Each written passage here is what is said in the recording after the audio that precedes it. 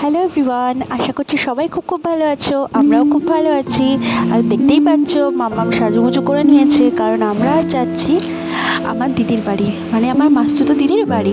ওরা বসিরহাটে থাকে না, তো বসিরহাটে ওরা এসেছে, তো সেই জন্য আমরা সবাই মিলে একটু যাচ্ছি। সবাই বলতে আমি, মা আর মাম্মাম তিনজন মিলে যাচ্ছি। তো দেখো আমরা টোটোয় উঠেই পড়েছি।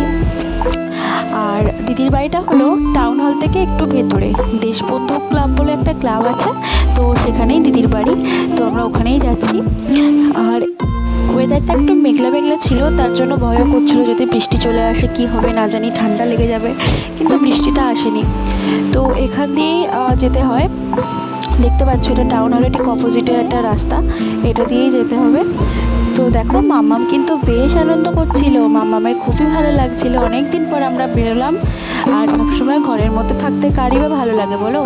ওরা বাচ্চা হলে কি হবে, ওদেরও কিন্তু বাইরে বেরোতে অনেক ইচ্ছা করে। তো আমরা প্রায় চলে এসেছি, আর এটাই হলো দিদির বাড়িতে ঢোকার রাস্তা। তো আর কিছুক্ষণ পরেই আমরা দিদির বাড়িতে চলে যাব। আর দেখো প্রায় এসেই গেছি। আর এই যে আমরা ঘরেও ঢুকে গেছি।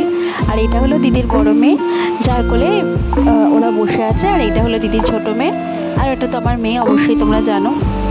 তো আমার মেয়ে আর আমার দিদির ছোট মেয়ে, ওদের কিন্তু মাত্র 4 মাসের ডিফারেন্স। তো দুজনেই কিন্তু দুজনের সাথে বেশ ভাব জমেছিল। তো আমার মেয়ে ওকে ডাকছিল দিদি বলে, আর ও আমার মেয়েকে ডাকছিল বুনু বলে। যদিও আমরা ভাই বুনু বা দিদি এটা শেখাবো না, আমরা দুজনেই দুজনের নাম ধরে ডাকুক সেটাই চাই, যেহেতু দুজনেই একই বয়সী, ওরা দুজন একই ক্লাসেও পড়বে। আর এখানে দেখতে পাচ্ছ দিদির বড় মেয়ে আছে, যাকে কিন্তু আমি ছোট থেকে খুব খুব ভালোবাসি, আর এখনো পর্যন্ত ওকে আমি খুব ভালোবাসি। আর আমাদের মাম্মাম দেখো, মাম্মাম খেলা করছে। তো দুজনে এক জায়গায় কিছুতেই দাঁড়াচ্ছিল না, দুজনেই যেহেতু হাঁটতে শিখে গেছে, সেই জন্য দুজনকে এক জায়গায় রাখাটা খুবই মুশকিল হয়ে দাঁড়াচ্ছিল।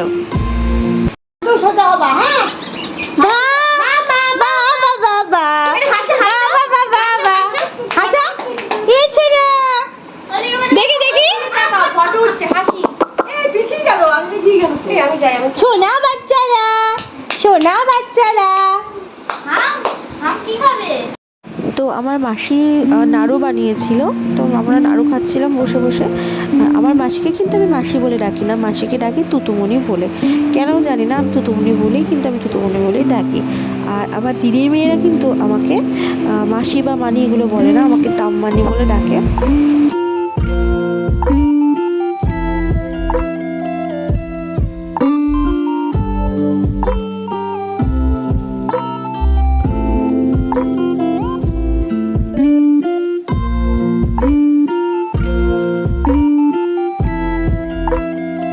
তারপর দেখো দিদি চাউমিন নিয়ে এসেছিল, আর তাছাড়াও নিয়ে এসেছিল আইসক্রিম। তো আমরা সবাই মিলে একসাথে খাওয়া দাওয়া করলাম, তারপর কিছু গল্পও করছিলাম। আর দেখো মাম্মা ভীষণ রাগ করছিল, মাম্মাকে দেওয়া হচ্ছিল না বলে। আমাদের দুটো মাম্মাই ভীষণ রেগে যাচ্ছিল। তো তার জন্য ওদের দুজনের হাতে দুটো আইসক্রিম দেওয়া হয়েছিল, যদিও দুজনের কেউই আইসক্রিম খাবে না। তারপর দিদি আর আমি একটু গল্প করছিলাম। তারপর কিছু সময় পর বাড়িতে চলে আসলাম। বাস আজকের ব্লগটা এখানেই শেষ করলাম। দেখা হচ্ছে নতুন কোনো ব্লগে। টাটা।